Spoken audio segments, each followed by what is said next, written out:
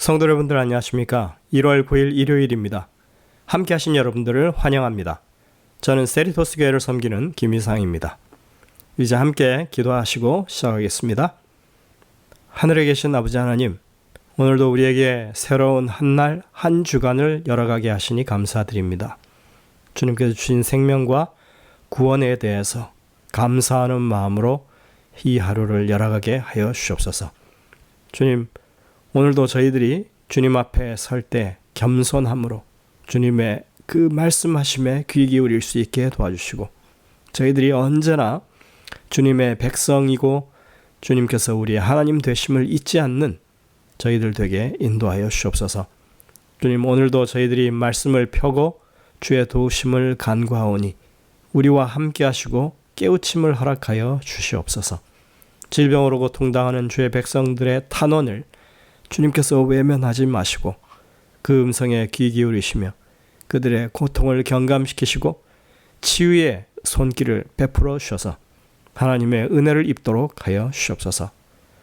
이 자리에 저희들이 이제 부복하여 주의 성령의 인도를 구하오니 함께 하시고 말씀하시고 깨우치게 인도하여 주옵기를 예수님의 이름으로 간절히 기도드립니다. 아멘. 네, 이번 주에는 삶과 약속된 아들이라고 하는 제목으로 저희들이 히브리서에 있는 말씀을 공부하도록 하겠습니다. 먼저 기억절 히브리서 1장 2절 3절에 있는 말씀을 봉독합니다. 이 모든 날 마지막에는 아들을 통하여 우리에게 말씀하셨으니 이 아들을 만유의 상속자로 세우시고 또 그로 말미암아 모든 세계를 지으셨느니라. 이는 하나님의 영광의 광채시요 그 본체의 형상이시라.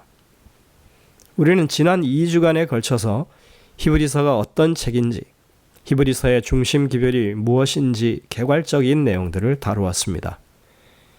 이번 주부터는 본격적으로 본문의 내용을 살펴보면서 히브리서를 공부하게 됩니다. 여러분들이 시간이 되시는 대로 가급적이면 자주 히브리서의 본문을 읽고 묵상하시기를 당부드립니다. 이번 주의 본문은 히브리서 1장 1절부터 4절입니다. 아담과 하와가 죄를 지은 직후에 하나님께서는 그들에게 후손, 즉 그들을 원수로부터 구해내시고 잃어버린 유산을 회복하며 그들이 창조된 목적을 성취할 아들을 약속하셨습니다. 내가 너로 여자와 원수가 되게 하고 내 후손도 여자의 후손과 원수가 되게 하리니 여자의 후손은 내 머리를 상하게 할 것이요 너는 그의 발꿈치를 상하게 할 것이니라. 창세기 3장 15절에 있는 말씀이죠. 우리가 이미 배운 바대로 여기서 너는 뱀, 사단을 가리킵니다. 여자의 후손은 메시아로 오실 예수님을 가리킵니다. 이것은 성경을 연구하는 모든 사람들에게 하나님께서 구원의 계획을 예언한 말씀으로 이해하고 있는 말씀입니다. 그래서 이 구절을 가리켜서 원복음 또는 구속의 경륜이라고 부릅니다. 이제 아담과 하와가 범죄하고 죽을 수밖에 없는 상황이 되었지만 하나님께서는 이들의 후손 중에서 메시아를 세우셔서 그들에게 구원을 베푸시겠다고 약속하시는 것입니다.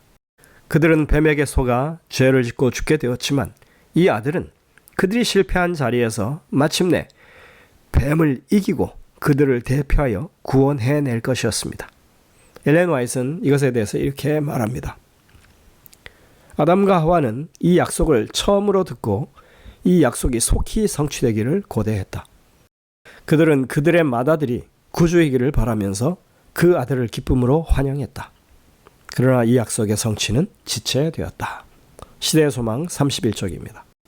하나님께서 여인의 후손이라고 하셨을 때 사실 아담과 하와는 자신들의 맏아들을 기대했을 수 있습니다. 그렇죠. 그러나 맏아들은 결국은 동생을 죽이는 그런 살인자로 판명이 납니다. 여기서 우리가 유념해야 할 사항이 하나 있는데 그것은 이렇게 창세기 3장 15절에서 구속의 경륜이 선언되었고 약 4,000년이 지나서야 메시아가 이 땅에 오셨다는 사실입니다. 하나님의 경영하시는 구원 사역은 우리가 생각하는 그런 시간 개념으로 도무지 이해가 되지 않죠. 우리가 살아가는 당대에 무슨 일이 일어나야 하고 그 결과값이 주어져야만 우리는 만족하는 사람들입니다. 그런 입장에서 보자면 4,000년의 세월이라고 하는 것은 도무지 받아들이기 어려운 그런 세월인 것입니다. 당시야 900살이 넘도록 살던 사람들이었으니까 약 4대에서 5대에 걸쳐서 이루어질 그런 일이라고 말할 수 있겠지만 그 이후로 기껏 100년 남짓 살아가는 사람들에게 있어서 이 4,000년이라고 하는 시간은 결코 일어나지 않을 그런 일에 대한 시간인 것입니다. 이런 일은 예수님의 재림에 대해서도 마찬가지입니다. 예수님이 다시 오겠다고 약속하셨을 때 그 제자들은 자신들의 당대 예수님이 오실 거라고 생각했습니다. 하지만 2000년이 지난 지금까지도 그 약속은 성취되지 않고 있습니다. 그렇게 되니까 교회 일각에서는 이것이 그저 표현상 우리의 믿음을 북돋우기 위한 말일 뿐이지 실제로 이루어질 일로 말한 것은 아니라는 그런 얘기가 도는 것입니다. 오늘날 기독교 안에 예수님의 재림을 실제 사건이 아닌 사람들을 통해서 이 땅에 건설될 하나님 나라를 통해 성취될 것으로, 그래서 우리의 각자의 심령 속에 예수님의 임재가 드러나는 것이 재림인 양 주장하는 그런 교단들이 있는 것입니다. 하나님의 구원의 성취는 4,000년, 2,000년 이런 기간들 속에서 진행됩니다. 이것이 믿음의 현실입니다. 이것은 무엇을 말하고 있습니까? 성경이 제시하는 믿음은 그 여정이 그렇다는 것입니다. 처음부터 그것은 몇 년 혹은 몇백 년의 단위가 아니라 수천 년의 단위였고 그 모든 연결되는 시간 속에서 결국은 이루어질 약속으로 존재해 왔다는 사실입니다. 따라서 믿음의 여정, 그 어느 역사적 시점에서도 하나님의 약속은 계속 제시되었고 확증되어 왔습니다. 이것이 우리가 지금 가지고 있는 믿음의 본질이라는 것입니다. 그만큼 하나님의 약속하심과 뜻이 확실하다는 것입니다. 우리는 그것을 매 순간 다시 확인할 수 있고 증거를 찾을 수 있다고 성경은 가리킵니다. 그게 우리의 믿음의 본질입니다. 그래서 성경은 이러한 약속이 세대를 거듭하며 반복되어 우리에게 주어지는 양상을 보여줍니다. 이 약속은 후대에 아브라함에게 다시 주어집니다. 하나님께서는 그에게 후손, 즉 지구상에 있는 모든 민족이 그를 통해 복을 받게 될 그 아들이 생길 것이라고 맹세하십니다. 그리고 하나님께서는 이와 같은 약속을 다윗에게도 확증해 주셨습니다. 하나님께서는 그의 후손이, 다윗의 후손이 하나님의 아들로서 하나님의 의의 왕위에 오를 것이며 지구상의 모든 왕들 위에 공의로운 통치자로 세워지게 될 것이라고 약속하고 계십니다. 이것이 바로 구약 성경이 보여주는 믿음의 역사입니다. 하나님의 약속은 결코 사라지지 않았습니다. 그것은 우리 눈에 비록 까마득한 먼 미래에 관한 것처럼 비춰질지라도 우리 삶의 현실에서 언제나 손에 잡히는 약속입니다. 그래서 믿음은 바라는 것들의 실상이라고, 보지 못하는 것들의 증거라고 히브리서에서 바울은 그것을 다시 한번 확인해 주고 있습니다. 이렇게 세대를 거듭해서 구약시대를 거쳐간 거의 모든 사람들, 아담이나 하와, 아브라함과 그리고 다윗조차도 이 구원자로 오실 그 아들에 대해서는 분명히 듣고 있었지만, 그러나 그 아들이 하나님 자신이실 것이라고는 아마 상상도 하지 못했을 것입니다. 이것이 성경이 말하고 있는 구원자에 대한 하나님의 약속입니다. 일요일 소지로 가시겠습니다. 이 모든 날 마지막에 히브리서의 첫 문단은 바울이 마지막 때에 살고 있다고 믿었음을 보여줍니다. 성경은 미래를 나타내는 각기 다른 의미를 가진 두 가지 표현을 사용합니다. 선지자들은 일반적인 미래에 대해서 언급하기 위해 말세 또는 끝날이라는 표현을 사용했습니다. 다니엘은 좀 더 구체적으로 지구 역사의 마지막 때에 대해 언급하기 위해서 정한 때의 끝이라고 하는 또 다른 표현을 사용했습니다. 그러니까 이 말은 마지막, 끝이라고 하는 말이 역사적인 시간의 끝이 아니라 하나님의 정하신 기간의 끝이라는 말로 주로 이해될 수 있다고 하는 것입니다.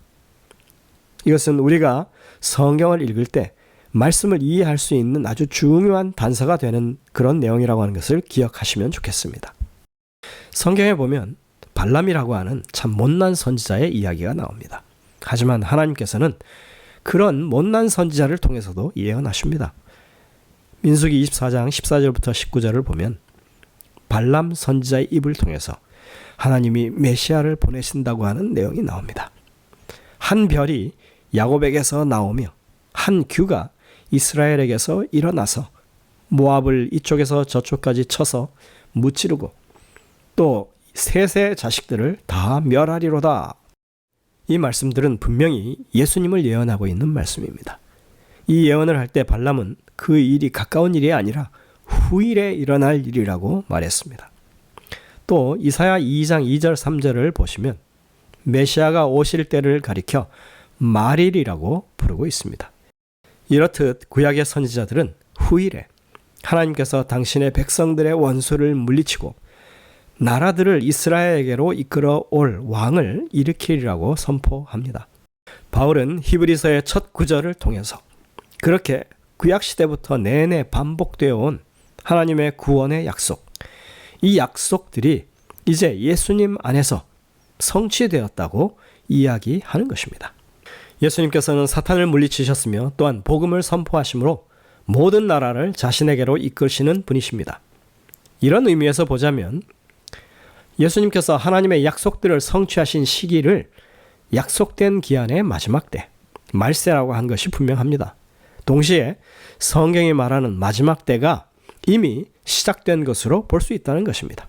이것이 성경이 말씀하고 있는 마지막이라고 하는 의미입니다. 우리의 영적 조상들은 믿음 안에서 죽었습니다. 그들은 그 약속을 멀리서 보고 환영했지만 그 약속이 이루어지는 것을 보지 못했습니다. 반면에 우리는 예수님 안에서 그 약속이 성취된 것을 보아 아는 사람들입니다. 여러분들 잠시 동안 하나님의 약속과 예수님에 대해서 한번 생각해 보시기 바랍니다. 하나님께서는 당신의 자녀들을 부활시키실 것이라고 약속하셨습니다. 놀라운 소식은 하나님께서 예수님의 부활을 통해서 그 약속을 이미 실현하기 시작하셨다는 사실입니다. 또한 하나님께서는 새 창조를 약속하셨습니다. 그리고 하나님께서는 우리 안에 새로운 영적 생명을 창조하심으로 그 약속도 성취하기 시작하셨다는 것입니다. 하나님께서는 당신의 최후의 왕국을 세우실 것이라고 약속하십니다. 하나님께서는 우리를 사단의 권세로부터 구원하시고 예수님을 우리의 통치자로 임명하심으로 그 왕국을 시작하셨습니다. 하지만 이것은 시작에 불과합니다. 하나님께서는 예수님의 초림 때 시작하신 일을 재림의 때 완성하실 것이기 때문에 그렇습니다. 영감의 교훈에 있는 말씀을 잠시 보겠습니다. 마지막 때를 위해 준비해야 함. 우리는 우리의 자녀들, 가정의 모든 식구를 위해서 열심히 노력해야 한다. 바른 입장에서 일하자. 예수님께서 오신다. 만일 우리가 이 마지막 때 영혼을 고상하게 하는 진리에 눈이 멀게 되는 생활을 한다면 어떻게 우리가 진리를 통해 거룩하게 될 수 있을까? 우리가 어떻게 불멸을 위해 준비될 수 있을까? 주께서 우리를 도우사 전에 없던 일을 여기서 시작할 수 있기를 기도한다. 교회정원 2권 376쪽입니다. 우리는 이 모든 날 마지막이라고 하는 한 단어를 가지고 오늘 잠시 살펴봤습니다. 그것은 구약 내내 이제 하나님께서 정하신 때 마지막에 아들을 그렇게 메시아로 보내신다고 하는 그 말이고 이미 그때로부터 우리가 생각하는 마지막 때가 시작되었다고 하는 그런 말이라고 하는 것을 우리가 지금 배웠습니다. 자, 여러분들 그렇다면 오늘날 우리가 살아가는 이 시기도 그 마지막 때라고 할 수 있는 것입니다. 그렇다면 우리가 무언가 새로운 변화를 위해서 그리스도의 다시 오심을 준비하기 위해서 우리가 새로운 일들을 지금 시작해야 하지 않겠습니까? 그것을 오늘 여러분들 깊이 묵상하게 되시기를 간절히 바랍니다. 기도하시겠습니다. 하늘에 계신 아버지 하나님, 우리가 살아가고 있는 이 시기가 이미 오래전부터 마지막 때였다고 하는 것을 저희가 다시 한번 배우게 되었습니다. 하나님의 구원의 사역이 얼마나 거대한 흐름으로 이루어지고 있는지 우리가 그 규모를 다 알지는 못하지만 이제 그 모든 주님의 계획하심이 막바지에 이르고 있다고 하는 것은 우리가 성경의 예언을 통해서 깨닫습니다. 주님, 이러한 때, 참으로 마지막 때 이 말세를 살아가는 저희들이 하나님의 백성으로서 하나님의 뜻을 바르게 이룰 수 있는 그런 사람들로 꼴지어질 수 있도록 주님, 우리 안에서 역사하시고 변화시켜 주시옵소서. 주님을 온전히 의지하는 저희 모두가 되게 하셔서 하나님의 강력한 역사하심 가운데 개인이 변화되고 교회가 변화되고 참으로 복음 사명을 땅끝까지 다 완수하는 그런 일들이 저희들의 당대에 일어날 수 있도록 주님께서 함께하여 주옵기를 예수님의 이름으로 간절히 기도드립니다. 아멘. 네, 여러분들 오늘도 이 주신 말씀들을 깊이 묵상하면서 주님의 음성을 듣게 되시길 바랍니다. 저희들은 내일 다시 뵙겠습니다.